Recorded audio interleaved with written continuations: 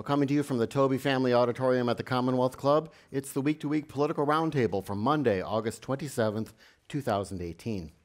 Welcome, everyone. Now, California Congressman Duncan Hunter is in hot water over misuse of campaign funds. We've all heard this, heard about his extravagant lifestyle of parties and vacations and more, even spending $600 to fly the family's pet rabbit during a vacation. GOP consultant Rob Stutzman tweeted, "The most overlooked similarity between the Trump and Hunter cases may be that they both apparently made illegal payments related to bunnies." Well, GOP consultants have all the good jokes. I'm John Zipper, your host for tonight's program and the Commonwealth Club's Vice President of Media and Editorial. And on today's program, we are going to discuss the significant developments last week in the president's legal and political standing. We're also going to discuss Jeff Sessions, John McCain, BART, and more. And of course, we'll end the evening with our live news quiz. Now, it doesn't matter where you fall on the political spectrum, everyone's welcome at the Commonwealth Club. So any opinions expressed here are those solely of the speakers and not of the Commonwealth Club, unless I agree with them. So let's meet our panelists for tonight. I'll start on the far end of the stage with Dan Schnur. He's a professor at the University of Southern California, Annenberg School of Communications, as well as the UC Berkeley Institute of Governmental Studies. He's on Twitter at Dan Schnur, so welcome back, Dan. Joining our panel for the first time is Guy Marzorati. He's a politics reporter at KQED News, and he's on Twitter at Guy Marzorati. So, Guy, welcome to the panel. And next to me is Barbara Marshman, former editorial pages editor of the Mercury News, and you can follow her on Twitter at Barb Marshman. So, welcome back. There are question cards spread throughout the room. I think you all know how we do this. Write down some questions. People will pick them up, deliver them to me, and I'll try to ask as many as I can during our program today. Now, I wanted to start with the news over the weekend. Arizona Senator John McCain passed away just one day after ending most treatment for his brain cancer. Dan, you knew the senator. So what sort of a man was he? Well, I should be clear at the outset.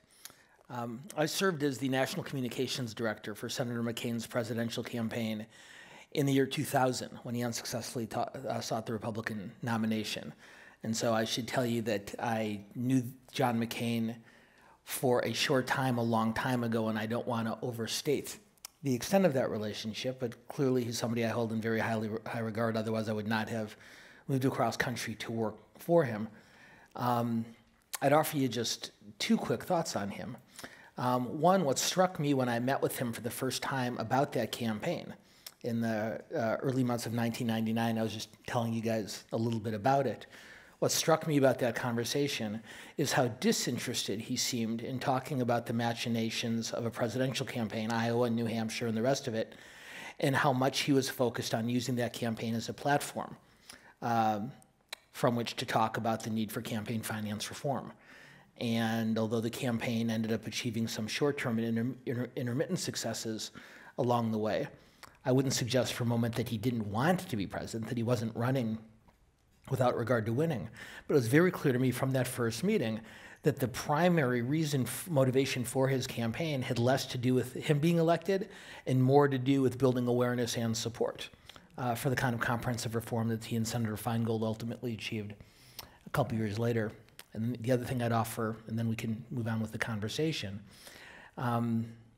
is I obviously did not know him during the time that he was held in North Vietnam, and so I can't speak with any authority about that time whatsoever, except for about the week I spent at the Pensacola Naval Station going through his medical records and learning just some absolutely horrific things. But I would offer you this. People would frame his temperament in a positive way as an ebullient, so-called happy warrior, and in a less flattering way as a very occasionally bad-tempered, foul-tempered individual. And however you characterize it, what struck me about John McCain is what an impatient person he was. And I had never spent any time in a prison camp, certainly not 5.5 years. But the way I interpreted it is after 5.5 years of having his life taken away from him, the idea of being patient to accomplish anything was just unacceptable to him. And there were times when that was a very joyful experience and times when it was a much more confrontational one. And I believe that that also, he was obviously a very outgoing, ebullient, interactive individual with friends and foes. I would imagine that 5.5 years of captivity, a large amount of that in solitary confinement, makes someone not just appreciate, but almost hunger for personal interaction. And as I watched him on the campaign trail that year, those are the two conclusions I came to, informed or not, about how that ordeal shaped him as a public and political persona. And Barbara, I assume he came to your editorial board when he was running, and he had 2 campaigns. He did in 2000. I'm not sure. I don't think he did in 08 because we'd have said a few words about Sarah Palin, I think. But pre-Sarah Palin, I've been off the editorial board out of journalism more or less for about 6 months now. But I will continue to use the editorial we because I've done it my whole life and I can't stop myself. We interviewed him in 2000, and we're a moderate to liberal progressive group, but occasionally recommended Republicans. I don't think we were close to recommending John McCain for president, but we definitely liked him as the nominee, and in the primary recommended him. And it's funny you should say, Dan, that he wanted to engage issues when some people you remember as being very focused and very into messaging, into the campaign. And that is not what I remember from John McCain. John McCain was a guy who wanted to talk about stuff. He just wanted to listen to us a little bit and tell us what he thought. And he was a very engaging man. And I'll just say this, try being communications director for somebody who doesn't believe in message discipline. Right, well, I was going to say, from a journalistic perspective, I mean, just the idea of the Straight Talk Express, bringing reporters onto the bus, talking openly with them, sometimes planning campaign events and financing on the bus. You dream of that today. I mean, we struggle in this age to get 2 gubernatorial candidates to debate more than once. We, in the kind of rehearsed press release era of political journalism, I think we would long for candidates like that who were so open with the press. Yeah, John, I know we have quite a bit to cover, but since Guy raised the Straight Talk Express, I will make an admission to those of you in the room and everywhere else.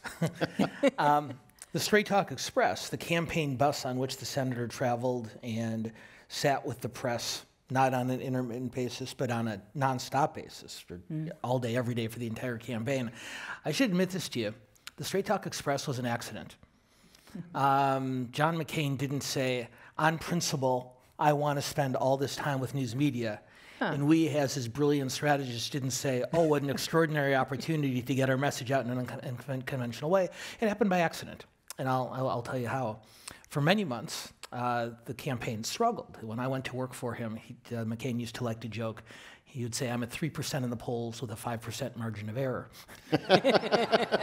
And what that meant, as these two can both tell you, is when you're at 3% in the polls, there's not a lot of reporters who want to spend time with you. So we would travel by rent-a-car or a volunteer driving us, or if we had really had a good fundraising day, taxi. And if a reporter happened to be traveling with us, that reporter would sit in the front seat next to the driver, whether the volunteer or the cabbie or me, and McCain would sit in the back. That's how we'd separate them to achieve message control. And he would talk and talk and talk, and they would talk and talk and talk, and he got used to it. Then the campaign built up some steam, and we graduated to a van with 6 seats in it. Same thing. If we're lucky enough to have a couple of journalists with us, he sat and he talked for as long as they wanted to. And then on Veterans Day 1999, we were in New Hampshire, and it was the first time there was enough press interest, enough media interest to have a bus And we got very, very excited just that there was that much interest in the campaign. And a volunteer, a New Hampshire volunteer, no high-paid strategist or medium-paid strategist, came up with the idea. A local volunteer in New Hampshire painted the sign Straight Talk Express, slapped it on the side of the bus. John McCain gets on the bus, and these buses are set up the same way all campaign buses or campaign planes are. He put the press in the back. There's sort of a Maginot line that separates them from the rest of us. Then in the middle, you have the volunteers and the junior staff who are sort of the DMZ. And then in the front of the bus or the plane, you have the candidate and the senior staff, and that's how you establish some protection. You guys have both seen this. So there we are in Manchester, New Hampshire. We got the press in the back where you belong. Got all the young, earnest kids in the middle, blocking. And then all of us self-important people sitting in front. And John McCain gets on the bus and walks right past all of us.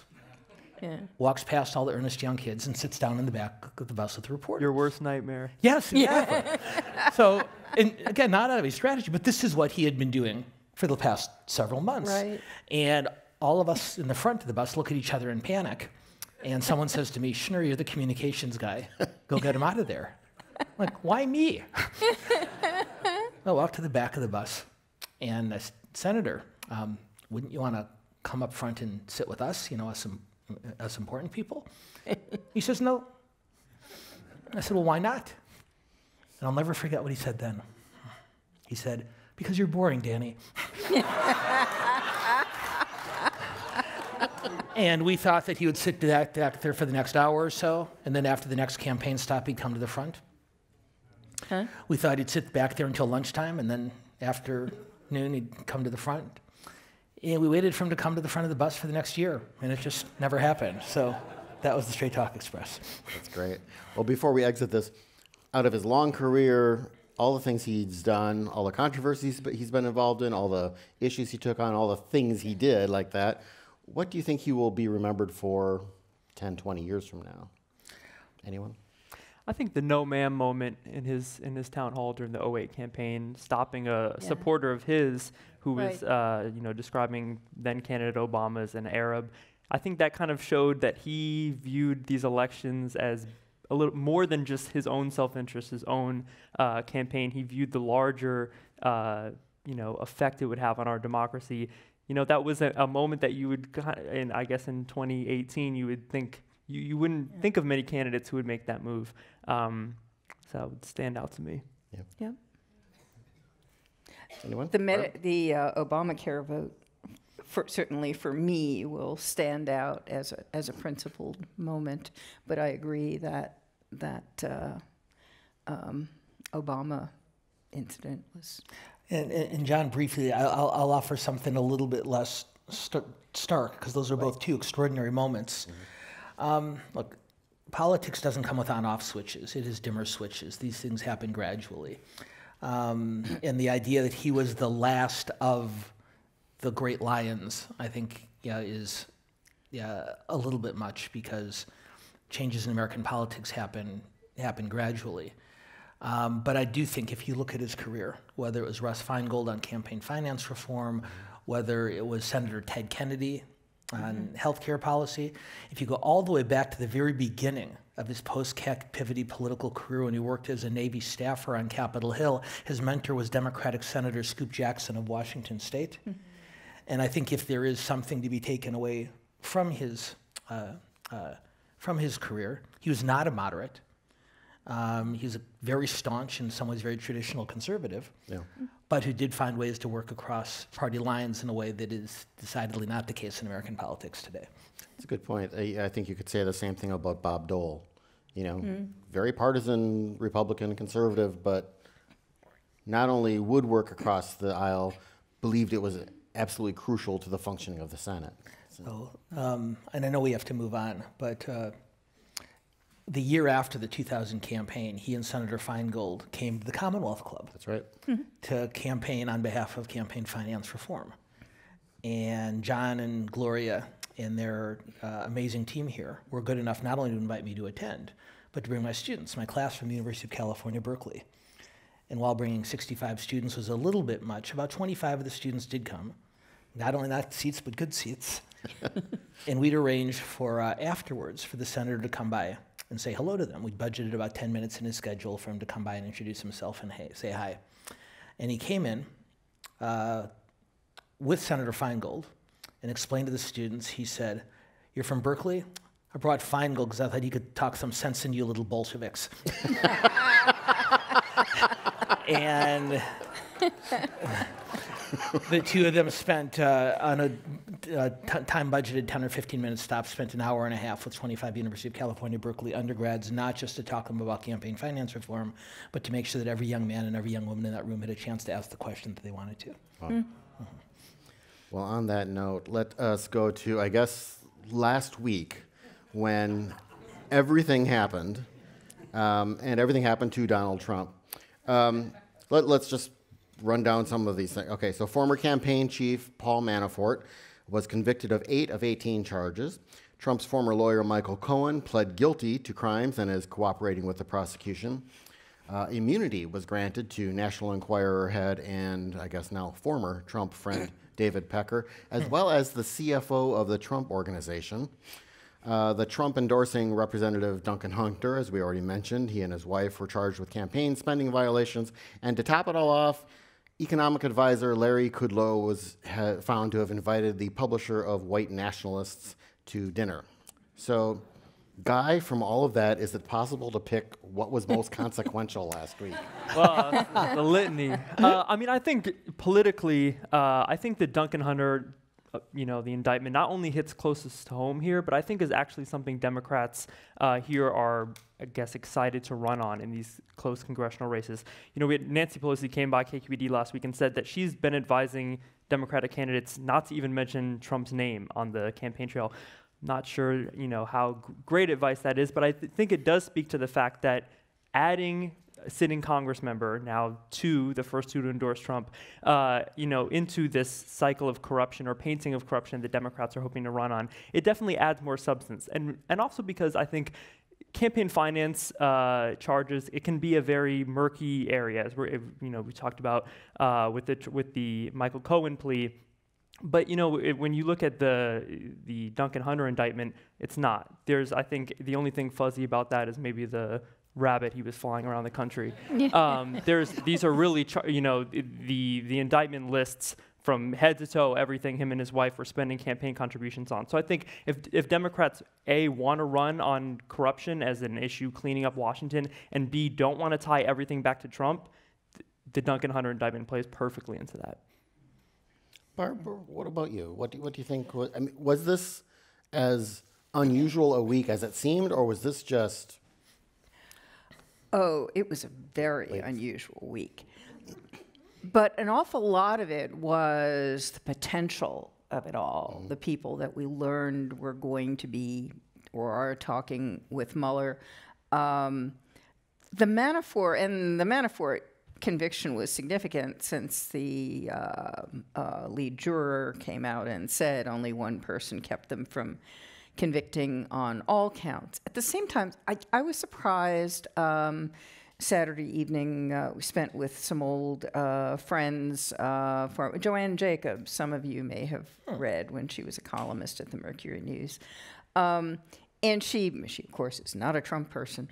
But she said she hears a lot that the stuff about Cohen brokering payments to women Trump had affairs with, everybody knew Trump had affairs, and that's really not resonating with people. Manafort, I don't know. We'll see what happens next. But these other guys that are turning, if Mueller really is trying to go after Trump in some way, I think we might look back at this as the most significant week in quite some time. Yeah. This, like many of its predecessors, is the most significant and unusual and extraordinary week until the next one. Yep. And I guarantee you that within a matter of weeks, and I don't know if it'll be 2 weeks or 10 weeks, but in the not too distant future, we will look back at the last week of August 2018 and realize that it wasn't nearly as remarkable as we thought it was, that there's just this ongoing trajectory of extraordinary initiousness. But I would offer you this to take a step back. As all of you know, impeachment is not illegal, but rather a political process. And therefore, to me, at least in the short to medium term, long term is a different discussion, the most important impact of the events that you just outlined, John, is their impact on the November midterm elections. Right. And as all of you know, as people who follow politics, presidential elections are about persuasion, midterm elections are about motivation. There are very few conservative Republicans who will vote for a progressive Democratic candidate for Congress, any more than there were a great number of Sanders supporters who had voted for a Republican in the fall of 2016. But if they're demotivated and they're discouraged, they don't vote. And the real challenge for Trump and the Republican congressional leadership is to find a way to continue to motivate the Republican base, even in the face of all these extraordinary events and equally extraordinary headlines. But isn't his popularity within the Republican Party, within the remaining people still registered Republican, still pretty high? There's 87%. Yeah. In midterm elections in particular, much more than presidential elections, you try to measure intensity rather than quantity. And while the overall numbers are, as John correctly pointed out, still very high, if you dig deeper into those numbers, registered Republicans, particularly female Republicans, still indicate that they support him as part of that 80-something%, but with a much lower level of enthusiasm than they did some months ago or last year. And I think, too, I mean, we talked a bit about this earlier. I think Trump's supporters are a unique base. I look at them more as a fan base rather than a traditional political base, in the same way that you would associate a pop star's fan base and not abandoning them based off of any event they see in the news. Duncan Hunter does not have a fan base of that ilk, or these congressional candidates in the 7 swing districts don't. So I think that's where if Democrats can start to paint the corruption as wider, as outside of Trump, they're going to hit candidates who don't have a fan base like Trump, who's not going to be on the ballot in November. And it's a great point, Guy, and I broaden it because, of course, Barack Obama and the congressional Democrats learned the same lesson in his 2 midterm elections. Yep. So in a remark that ricocheted around the media sphere last week, Trump's lawyer Rudy Giuliani made a comment that reminded us of Pontius Pilate's famous query, "What is truth?" Rudy, talking about the difficulty of Trump getting his story straight in a meeting with Robert Mueller, said, "Truth is not truth." So truth is not truth. Such as the statement. Rudy Giuliani is a great lawyer. Dan, what is Trump's legal strategy right now? Or have we kind of because impeachment is a political thing, he doesn't have a legal strategy so much as a media and public relations strategy. Is that going too far? No, I think that's exactly right. Yeah. Since none of us in this room, maybe Guy, but the rest of us have no idea what's actually, in the Trump tax returns and the other information that hasn't come out. Yeah. We can't know. None of us know where this heads legally. But your point, John, is exactly the right one. The way the president thinks about it, whether specifically or whether consciously or intuitively, is that if he can win the political and media war, at least for the most important target audiences that he needs, that might not eliminate the legal threat, but offer some protection from it. Yeah. And Giuliani is clearly not a choice as a courtroom lawyer. He's clearly there to... He might be Attorney General in 3 weeks. But It's true. It's true. We'll get to that in a moment. Oh, my God. You might be Attorney General. Well, this past weekend, the Financial Times had a big article on Trump's political and legal woes. One person quoted in the article compared this president to the last president who faced a special prosecutor and possible impeachment. That was of course, Bill Clinton. And this person said that Clinton had the best lawyers and faced an incompetent prosecutor, and of course, was ultimately not removed from office, whereas Trump seems to have inept lawyers and is facing the best prosecutor in the country. Barbara, do you think that's a fair comparison?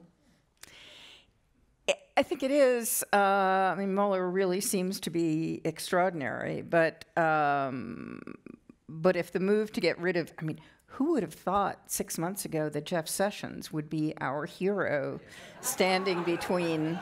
But if Sessions were gone, I mean, Mueller is not invulnerable, but I absolutely agree. He's extraordinary. He doesn't get into the political realm, though, and I'm not sure, without having enough on Trump to turn people against him, how he advances on Trump. He may file charges against the kids, which is to say the staff. But I'm not sure, with the Republican Party or Republicans in Congress and in the Senate so defensive of Trump no matter what.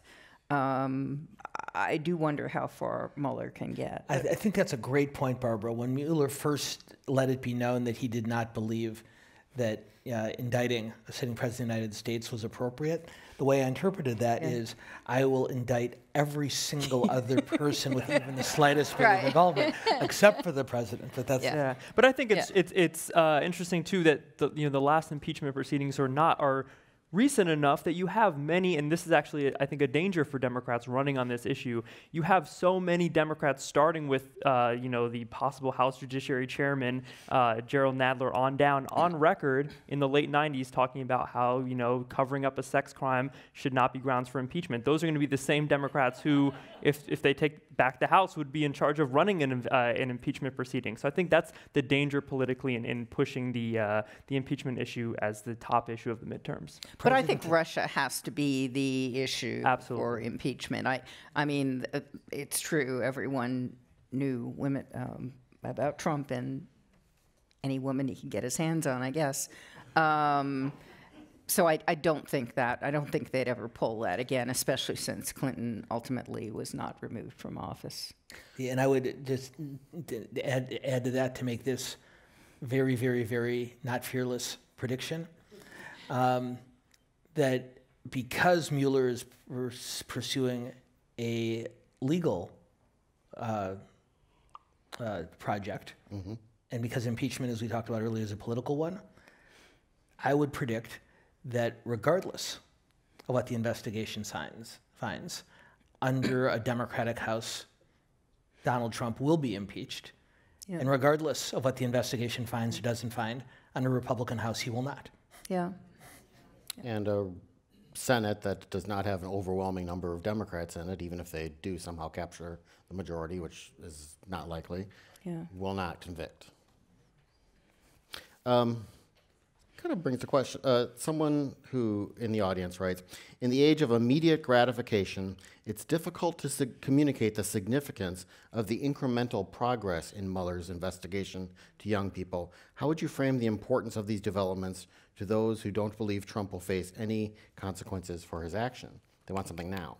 I mean, I would say even more than the constant need for immediate gratification, I think the difficulty is the just overwhelming number of events that are involved in this, this investigation in Russia. There are just so many dots on the timeline that I think in many ways this would be an easier case to make to the public if it was just, Trump Jr.'s meeting with the Russians involving information on Clinton. The fact that there are so many events from a media perspective, it's hard to, keep track and keep your audience on track of all the stuff that's happening. But also, yeah, definitely, if you're just a common person following this, I think it would be a lot easier if there was that one meeting you could point to rather than the endless number of different events we deal with now. There is a certain amount of fatigue, and it's hard to know, being somewhat outside the media now. I look at it and I think, well, why aren't they doing this? Why aren't they doing that? But I understand that you have to watch just overload and writing things people won't read. But that's the real threat that Mueller presents to Trump. He doesn't care if young people or old people look up from their smartphones enough to watch him every day. He's going to finish this whether the American public is paying attention or not. And when he does, depending on what he's accomplished, that is going to bring their attention back, even if it didn't maintain throughout. Well, one person who's a key player, or in Trump's mind, a key non-player, is Attorney General Jeff Sessions, who we mentioned a little bit before. The president has been sniping at his Attorney General for months now, accusing him of not doing his job and suggesting he go after Democrats and saying he wishes he had hired pretty much anybody else except Jeff Sessions. Jeff Sessions last week sniped back, saying as long as he's Attorney General, you know, the Justice Department will not be politicized. Barbara, you alluded to this before, Jeff Sessions as hero of the Constitution. Do you buy it? Yeah, I mean, Jeff Sessions doesn't want to be distracted from locking up kids on the border. I mean, I don't mean to. I was really glad to hear him make a principled statement last week. I don't want to diminish that, but I think there will be a constitutional crisis of some sort if Sessions is removed and Rudy Giuliani is the next, or pick a name, you know. Omarosa. Pardon? Omarosa. Omarosa, yes, that would, you know, I'd almost go for that. I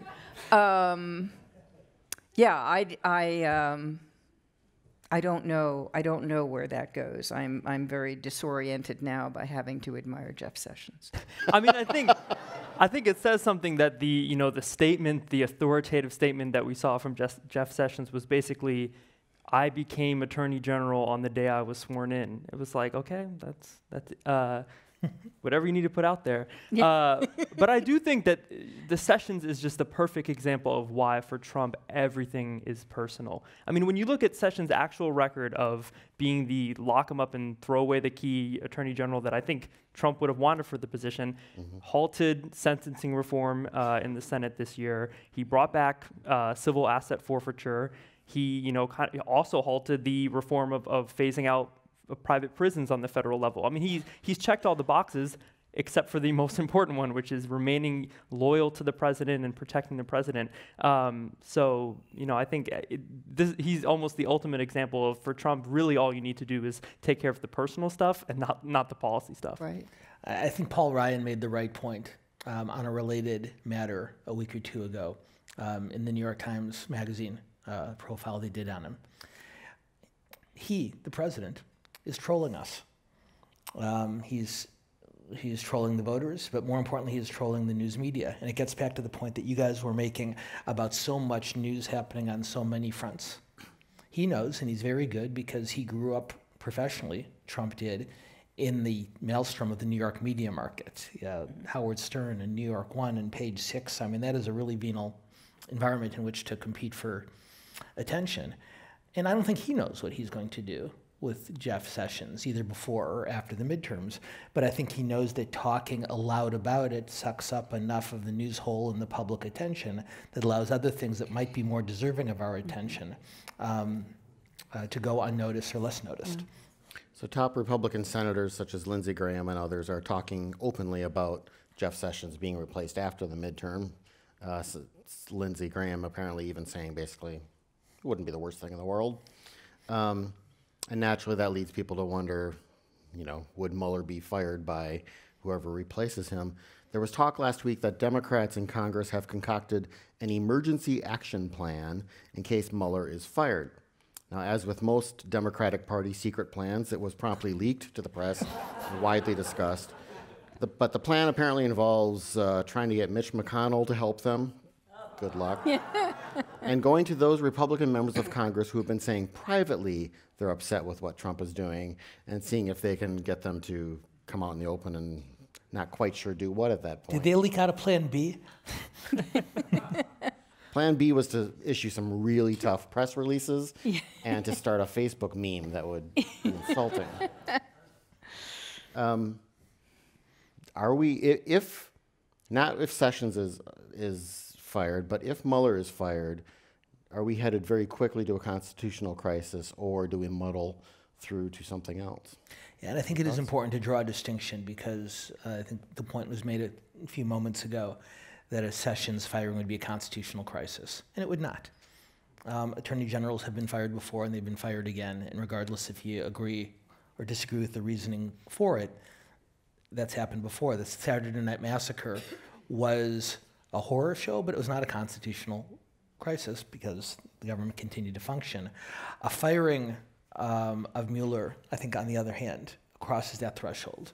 And I think that is the point where, secret Democratic strategies notwithstanding, where you would see a number of Republicans who've tried to, who've tried to keep their distance from this, realizing that they would not be able to anymore. A Mueller firing would drag a lot of them into a fray that they've been steering clear of up until now. Yeah.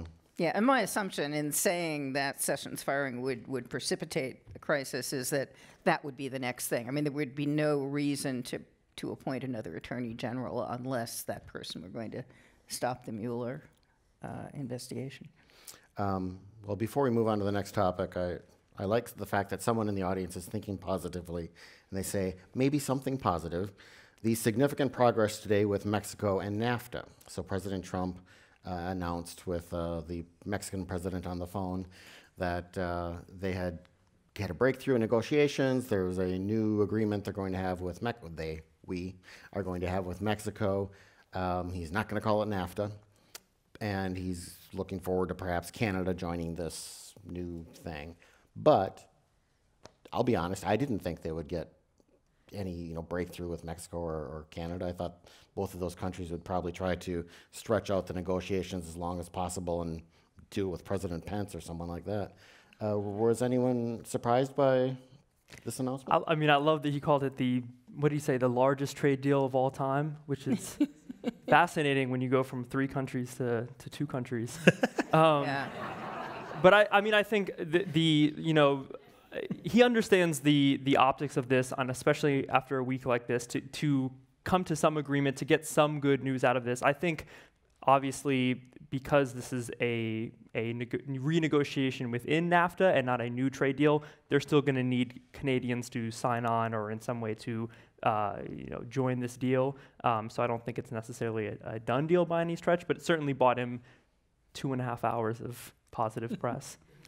Look, Yeah. Look, I've been a avowed free trader for many, many, many years. But I will say this, that in the last few years, thanks to Mr. Trump and Senator Sanders and others, I've become a lot more conscious than I had been and should have been throughout the 1990s and 2000s. It's easy for people like us to say free trade creates more winners than losers.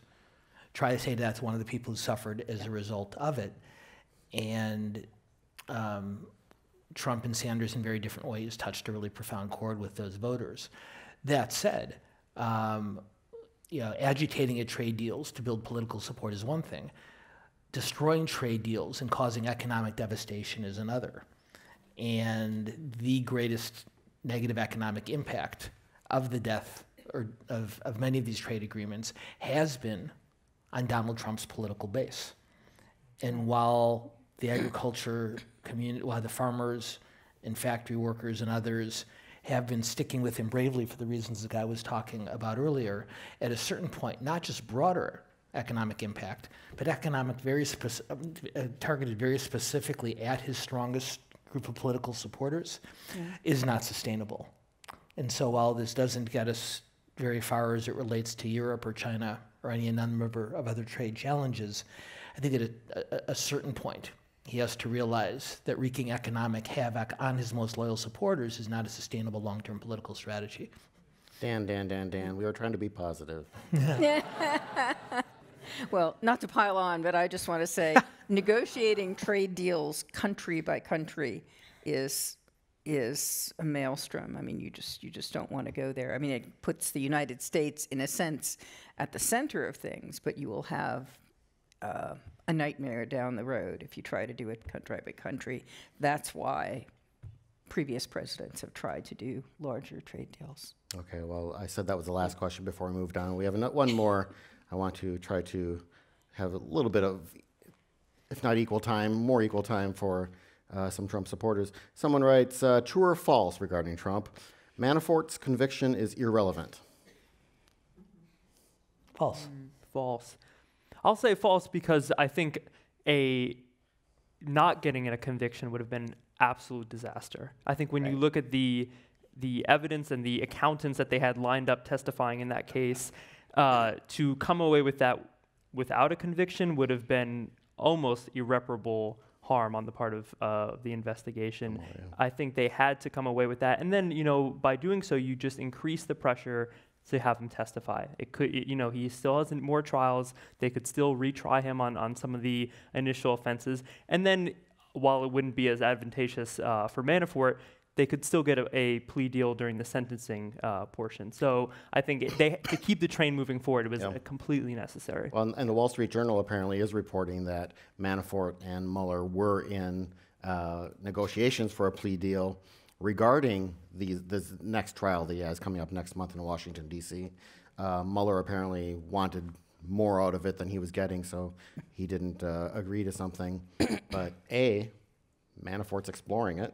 Yeah. And B, John Dean, former Nixon associate, turned obviously very critical of Trump. And he was saying basically, if, Mueller probably wanted Manafort to give up something, to be able to talk about something, and because they're not going to give a plea deal unless they know what they're getting. So we will see where that goes. That would be relevant. True or false? As far as we know, Trump committed no impeachable offenses.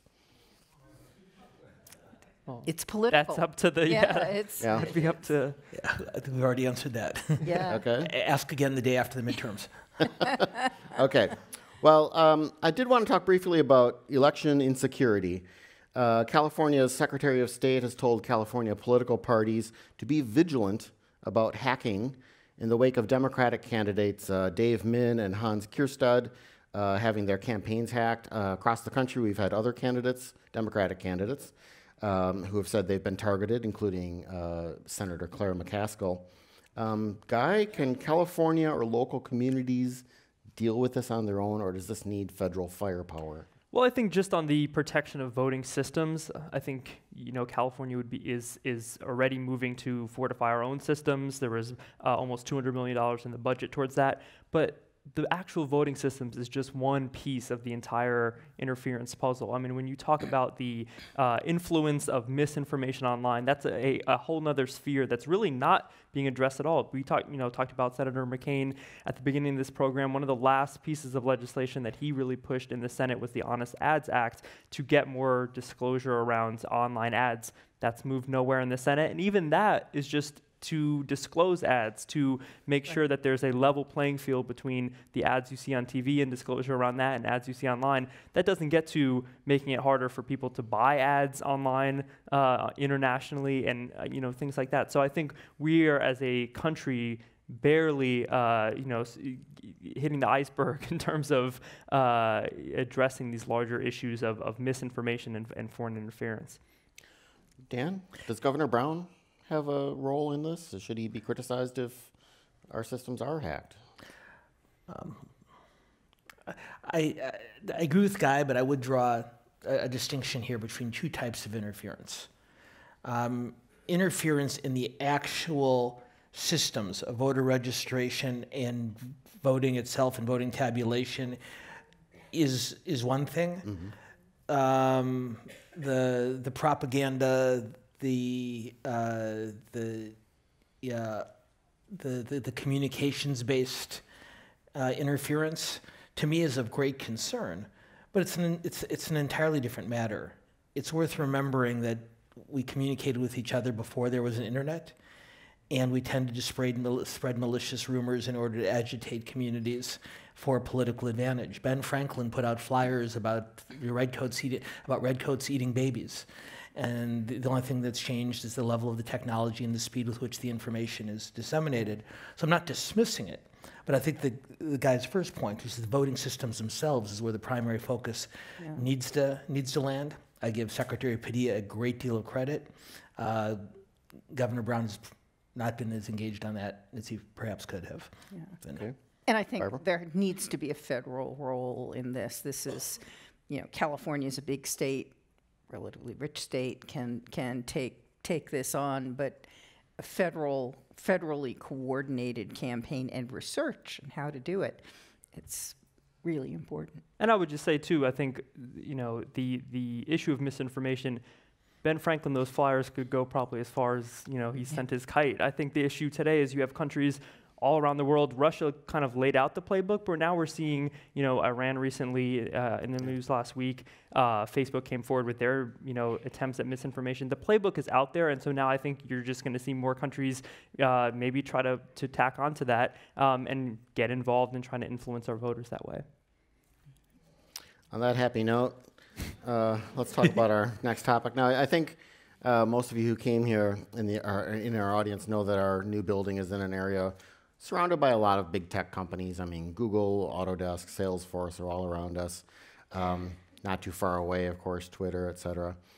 In fact, this influx of tech companies has both helped make San Francisco stinking rich and has been blamed for the fact that San Francisco stinks, with people forced onto the fetid streets by soaring housing prices. Those are the claims. Now, one way local politicians have found to take a whack at our new tech overlords is to go after the perks they give their employees, specifically the private food service they have for employees with free or very inexpensive food. So San Francisco's Board of Supervisors is considering changing zoning law to stop companies from having cafeterias in their buildings and instead kind of force the employees to go and use local restaurants. Barbara, I want to start with you. I mean, Mountain View, I guess, which is home to Google, did this in one big, large development there. What do you think of it? They did well. The legality of it is tricky. I will say that when San Jose built a new city hall downtown, opened in the mid-90s it's been at least 10 years, 15 years. They did not put a cafeteria in it. And it was controversial. They didn't even get the Starbucks they'd hoped for in their office space on the first floor because of some union thing, actually. So there's just a coffee kiosk in the first floor of it, and how primitive. Pardon? How primitive. It's fine. It's good coffee. But everybody goes out for lunch or brings their lunch, and it's not. Across town, you have Adobe, which has been a wonderful corporate citizen in San Jose. It's very engaged in the downtown and the arts and everything else. It has a fabulous cafeteria. I've eaten there, and if I worked there, I wouldn't go out for lunch very often. I would just eat there, and I'm not even sure the food is all free there. Of course, at Google and Facebook, you get all this free food. I don't know how you change a culture to stop doing that. And I think there might be some legal issues. What do you I mean, I kind of see the cafeteria thing in SF as kind of a trial balloon idea. I think the larger thing we're seeing is due to the booming economy here, local governments, local politicians are feeling a lot more emboldened to take on tech companies than they were at the beginning of this decade. At the beginning of the decade, San Francisco was begging companies to come and develop and begging tech companies to come in, offering the huge gross receipts tax in mid-market area to bring Twitter in. Fast forward now, we're going to have 3 ballot measures in November in Mountain View, East Palo Alto, here in San Francisco, taxing big businesses to pay for things like transit, homelessness. So I think the economy, and we'll see how long it lasts, but has given cities a whole new leverage to kind of take on businesses, whether it's over where their employees are eating, the taxes that they're paying. And it'll be interesting to see these corporations' responses. Because remember, the tax reform of last year, they were the huge benefactors. When you're bringing the corporate tax rate from 35% to 21%, these are the companies that are coming home with a boatload of cash. And now local politicians are looking at that and saying, okay, well, we'd like to get in on that a little bit. I give you both a lot of credit for talking about the pros and cons of this as if this were a rational proposal. Let me offer We're trying to be positive here. Yeah. In this spirit, I changed my party registration from Republican to no party preference several years ago, but I still philosophically consider myself, I believe in a government that focuses on a relatively limited number of tasks in order to accomplish them very, very well. And I still believe in doing everything you can to promote and encourage small business and entrepreneurs to succeed. But the idea of forbidding businesses from serving food to their employees to force them to go to area restaurants, I think is really just nibbling around the edges. I think we ought to outlaw refrigerators in private homes. And that way, every citizen will be forced to go out and buy food at restaurants. That's the way to solve this problem. You have a base. It's people like me who can't cook. So, Guy, do you get free food at KQED? Oh, I wish. keep those memberships coming. Maybe check back in a year. We'll see. Well, another topic of local interest is an effort in the state legislature to give BART more power over housing decisions on land it owns. Guy, you've been following this story. What's going on? Well, yeah, so this is, I think, just the latest iteration of this battle between local governments, many here in the Bay Area, and the state when it comes to housing. I think this has kind of been the fulcrum of, as we deal with this huge housing crisis, this huge shortage of supply, the state has tried to really wrest control from local governments in order to ramp up development. So this proposal started out really ambitious. It started out basically saying that BART would set its own housing rules, its own zoning rules on land that it owns. So BART, the people that brought you Civic Center Station will be, housing developers. And I think, but I would say on the flip side of this, many of these areas around BART, you've seen them, they're filled with parking lots. And I think the folks in the legislature who have pushed for transit-oriented development, both to build housing, build dense housing, but also cut down on greenhouse gases, people aren't commuting, build housing right near transit, this would be an obvious place to do it. So it started out as this proposal to allow BART to move forward as a developer and override a lot of the issues that have often been brought up by local city governments. Where does housing proposals go to die? It's often in, suburban city councils. So this would seek to get around that. In classic state legislature fashion, it's been watered down significantly. Now these developments, on BART land could only be one story higher than the houses that are zoned for that area anyway. So it's not as if BART could commission these skyscrapers to come in the Concord BART parking lot or something like that. But it does get to this overall issue that you've seen the last few years and you're going to continue to see, is this push and pull between state and local governments when it comes to housing. This is where there really is a much more assertive role for a governor to play. Jerry Brown said several years ago that he considered reform of the California Environmental Quality Act to be, and I quote him, to be God's work. He's clearly decided to leave it to God to accomplish that for him. And there was legislation earlier this year that would have made it much easier for private developers to build taller multi-resident structures adjacent to transit. It was reported that the governor supported that legislation, but was not willing to say so publicly. Yeah. And not surprisingly, the legislation died. So let's agree that having more transit-adjacent housing is a good thing. If the question is whether BART or some other entity be the responsible developing agent, it's a conversation to have. But the legislature had it within reach to make it easier for private developers to do just that and punted on it, and we're left with something that's a little bit less. I mean, you make a great point. That bill was far more ambitious than this BART housing bill. Couldn't even clear a single committee. So I think that's kind of the issue that we're dealing with. Yeah. Barbara, go ahead. Well, giving BART more authority to do different things seems to me not a good thing to do. BART now that they've perfected transit. Exactly. And public safety. Yes. BART, when BART is being built into San Jose now, and we'll have a station opening, supposed to be this year, probably be next year. I hope it'll be next year.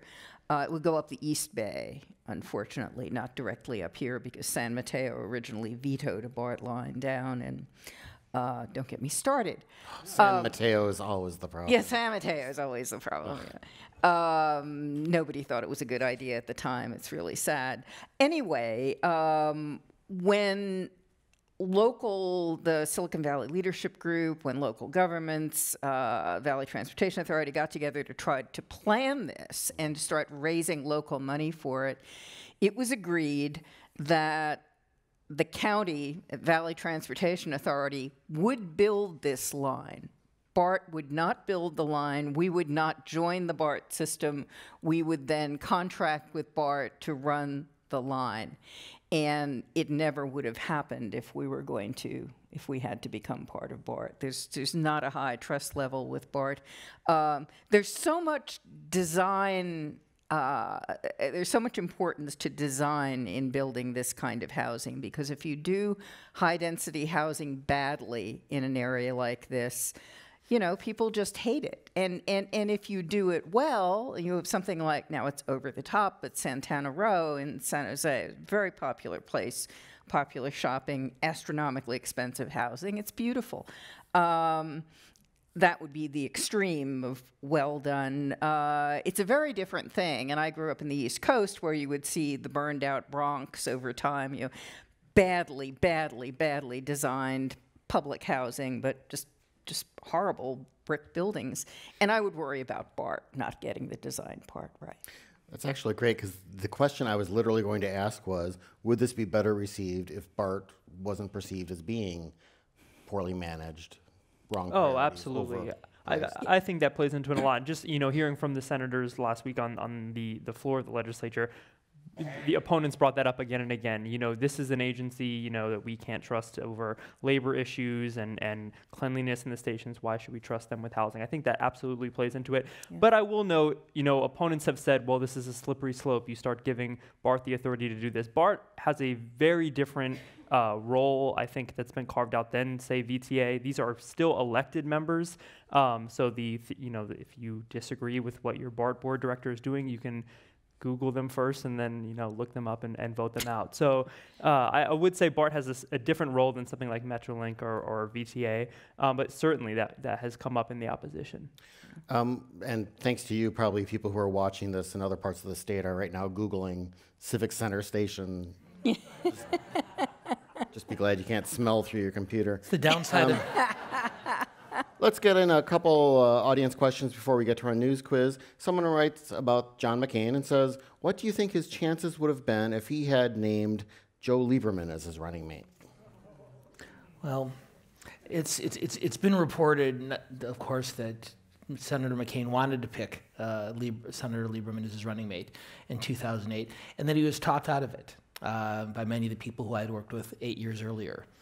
And what they told him is they said, if you nominate, if you nominate a Democrat, or excuse me, if you select a Democrat to be your running mate, the Republican convention delegates will not confirm him as your running mate. And Senator, you can't afford to start the general election campaign with the Republican Party in the middle of revolution. Yeah. I don't pretend to know whether that's correct or not, but I'll offer you just two thoughts on it. One, particularly, and granted, Wall Street didn't collapse until sometime after the Republican convention. Mm-hmm. Let's agree that a conventional candidacy for the Republican candidate in that economic environment could not succeed. There was just no way that a nominee of the incumbent president's party was going to have any kind of chance once the economy had collapsed. So it would have required something absolutely out of the ordinary. And if anybody there had been able to see that economic collapse coming, they might have said, it's a tremendously risky thing to do, but we have to do something tremendously risky. The other thing to do, I'd say this, if you go back and watch the video in which Senator McCain announced Governor Palin as his running mate, the event in Dayton, Ohio. Go back and watch it. And after he has introduced her, watch him watch her. It is very clear, at least to me, and I don't pretend to be close with him. Like I said, I worked with him for a short time many years ago. But in watching him watching her, it's fairly clear to me that he had no idea what he was getting. Yeah. And he had been told that she was a political reformer. And if you will listen to and read his introduction of her, that's exactly what he emphasizes. I don't believe, and I could be wrong, I don't believe that he had any idea that in addition to a reformer, he was also getting a cultural warrior. And watching that speech, even at a time, for those of you who remember, it took several days for her nomination to become more controversial. It was immediately met with a very positive response. Even before the backlash started, watch him watch her, and you can tell that this isn't what he thought he was getting himself into. And when he faced the moment, Guy, that you were talking about with the woman at his campaign rally, may have been the moment where he and a lot of other people realized that Pandora's box was not going to close back up again. Briefly, anyone you know of who could assume McCain's role as a bipartisan advocate? I think we kind of touched on that, but no? I disagree. I'm not going to list off names for you. Okay, I will. That was the question. But there are, but I think there are people in both parties who have been cowed by their party orthodoxy, and I'm very careful to say both parties, whose instincts would lead them toward the sort of political bridge building that we've been talking about earlier, but feel incapable of doing so.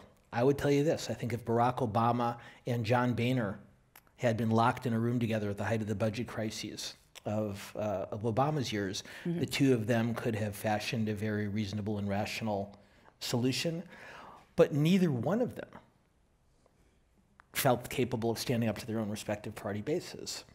And I don't know if that person in the Republican Party is Lindsey Graham or Ben Sasse or John Kasich or Bob Cork or any number of others. We could list off an equally long list in the Democratic Party as well. But yeah, I think there's plenty of people who can do that. The question is whether they will do that. And I would add, our governor, Jerry Brown's, when he talks about his governing philosophy as paddling a little bit to the left and a little bit to the right, I think that's in the, McCain lane, so to speak. But looking at the next crop of folks, and especially in the Senate today, I don't see. No, I don't. I mean, the whole question is, do they have the courage to do the kinds of things McCain did and said? And I'm not seeing it, but I'm not, of course, close to it. I'm in the wrong coast. So. Well, most of the things that McCain said we can't repeat in a family program, so that's a reference to some of the saltier language he's used. On Monday, September 10th, for our next Week to Week here in San Francisco, you can find our Week to Week news quiz on our website. Thanks to our great panel today, Barb Marshman, Guy Marzorati, and Dan Schnur. Thanks to all of you for being here in the room, everyone listening, watching online. Have a great week. Thank you.